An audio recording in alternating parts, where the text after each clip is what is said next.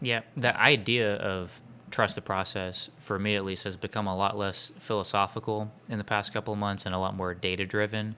Because the data that you and I have been going through in the past couple of years of seeing of all the cases we close or of all the cases we signed, how many are closed, like we closed the case, and if they're closed, why did we close them? Right. And to me, now we have a pretty good we have pretty good metrics on what we even mean by trust the process because it's actually it's amazing and not in a good way. It's Right. amazing in a bad way that we actually close more cases, or I'll put it this way. The main reason that we close cases is not because we get a denial and then we don't appeal it. It's because of all these other reasons. Yeah. And all of those other reasons fall into the category of the client not trusting the process. Yeah. So this would be they get a piece of mail and they don't fill it out.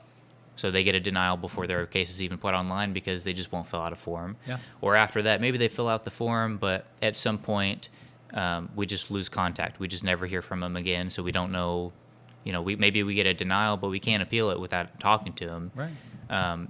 And then one that's really unfortunate, they hire us and we tell them how long it takes and we prepare them for how long it takes and they can see public data of how long it takes. But then 2 or 3 months goes by and they dismiss us because we haven't gotten them approved yet and they go hire someone else. Yeah. And they hire someone else and it's going to take the Yeah, exact that's same right. amount of time. Yeah. Or we have to withdraw from a case because they just lied to us about something, whether it's earnings or, well, it could be anything, earnings or substance abuse or a combination of all of these things. They just blatantly lied about us and we can't do anything with the case because they've lied to us so many times. Right. All of those reasons that we close cases are due to the client just not trusting the process. If you actually fill out the forms, you can complain about, why do I have to fill? Okay, but you still got to fill it out. Right. Fill out the form. If you change your phone number, you got to let us know. If we email you or text you or call you, like you got to work with us here. If we ask you if you're working, please tell us the truth and don't lie to us. And if the client will go through that whole process, they have an extremely high chance of approval eventually. It's not going to be guaranteed the initial application. Right. Like we were just talking about, we might have to take it to a federal case and then get it remanded, and we agree on how absolutely absurd that is. But that is within the process. Yeah. And we can't do that if we call you and you don't pick up the phone, and then we try to call you again, and then we've been trying to contact you for 5 months, and we don't even know, are you working now, or are you living in the same state? Are you even alive? We don't know what's going on here. It is incredibly disappointing, disheartening to close out a case without getting to make a medical argument. And if you have fallen off the planet, you changed phones, you couldn't afford the phone plan anymore, so you had to get a minutes phone, or you moved because you couldn't afford the rent anymore. But you never told us. We just lose contact with you. And that decision gets made, and we didn't get to make a medical argument. It gives me a pit in my stomach because really you didn't have a chance. You didn't even have a chance. If I can't make, they're disabled because of this and this and this. No, they're disabled. They didn't turn in the forms. What do you mean they didn't turn in the forms? Yeah, we're not going to assess their case without them turning in the forms. Oh, wow. Okay. We don't get to make a medical argument. Nope. Okay. Well, we get to this level, we get to that level, and we haven't spoken with you in 6 months. And we really believe in your case. We believe in your case so much that we're still going to present your hearing without you. And I have done that far too many times. And the judge, kind of makes a joke at the beginning of the hearing. So, Mr. Groves, you look kind of lonely today. Yeah, I don't have a client. They're out there somewhere. I just haven't spoken with them in 7 months.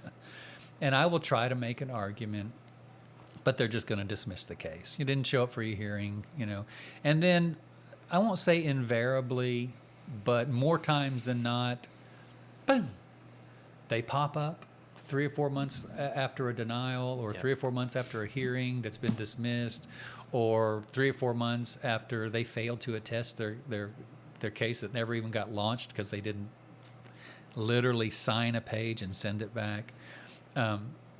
Hey, how's my case going? Yeah. What case? What do you mean? And then I'll explain to him, you dropped off the face of the planet, you didn't cooperate, you didn't trust the process, didn't trust us apparently because you never called me. You get to start all over. What? That's right. Yeah, you get to start all over because you just didn't. Once again, you didn't play by the rules. They gave you rules. They're tedious rules, but they're not ridiculous rules, and you didn't play by them. And guess what? You didn't avoid it by not filling out the form. You didn't avoid it one bit. You just lost all that money and all that back pay that you would have gotten if you did it timely, because now you're starting again and you've lost all those months.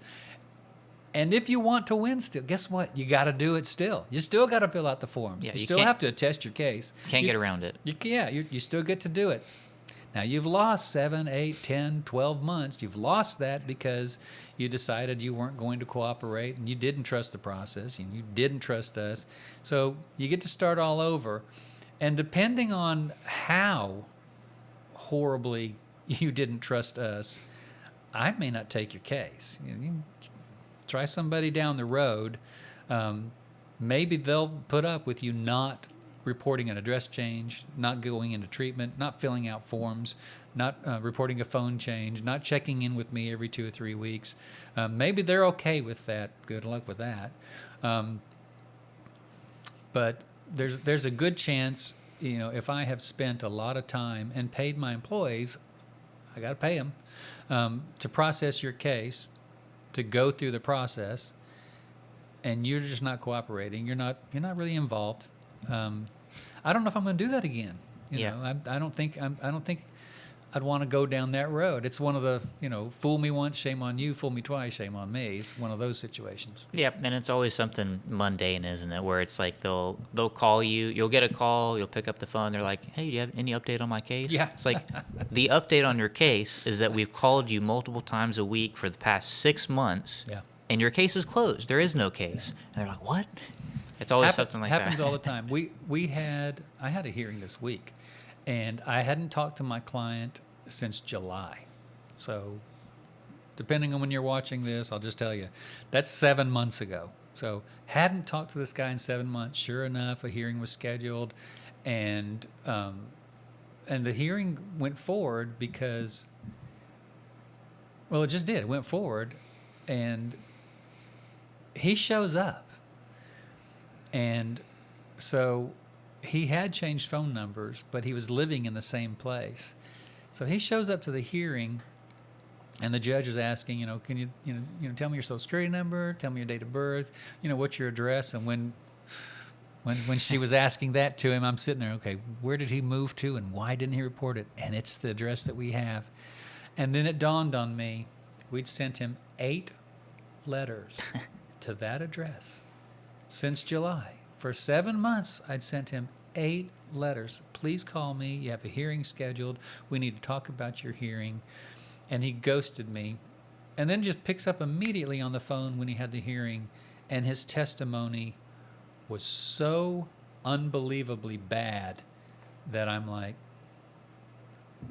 there's nothing I can do with this case. I don't think I can pull him out of the hole. He's digging for himself, talking to this judge. He literally basically testified he didn't have any problems standing or walking. He didn't have any problems lifting anything. He didn't have any problems concentrating. And I'm sitting there. Yeah, then what are we doing here? Why did he apply for disability if this was his testimony? And it was all wrong. I mean, he did have those problems. When we talked to him, when we first took the case and up to July, the last time we spoke to him in July, up to that point, I'm having some problems here. We had updated his treatment in July, and so we got medical records, and they were pretty current. And the medical records showed some things, but his testimony essentially gave no limitations whatsoever in any aspect. And I'm thinking to myself, the judge is going to deny this. She can't do anything other than deny this. I can't spin it. I can't send an appeal that said, we appeal this for the reason that my client ghosted me for 7 months, and if they would have stayed in contact, they would have known that their testimony is garbage. That's not a good appeal reason, and there's nothing I can do. And think about that. We've told people this in prior podcasts. When you go in front of a judge and the judge issues that decision, and once that decision becomes final, it might as well be written in stone. So if this client, if he goes back at a later date to apply for disability, and he says he became disabled in 2021, which he did, you can't do that now. Judge's decision is going to be in 2026. The furthest back he can go is going to be 2026. You Yep. can't go back in a judge's decision. And why? Just because he didn't trust the process. He apparently didn't trust us because he didn't stay in contact with us. He absolutely 100% got 8 letters from us begging him to call because you have a hearing scheduled and we need to talk about it. And you're not answering text, you're not answering emails, and you're not answering the phone. And then he picks right up for the judge in a hearing, pretends like nothing's happened, and it's going to go so poorly for him. If you have a question about your disability case, give us a call at 615-453-9151 Monday through Friday, or click the link in the description of this video.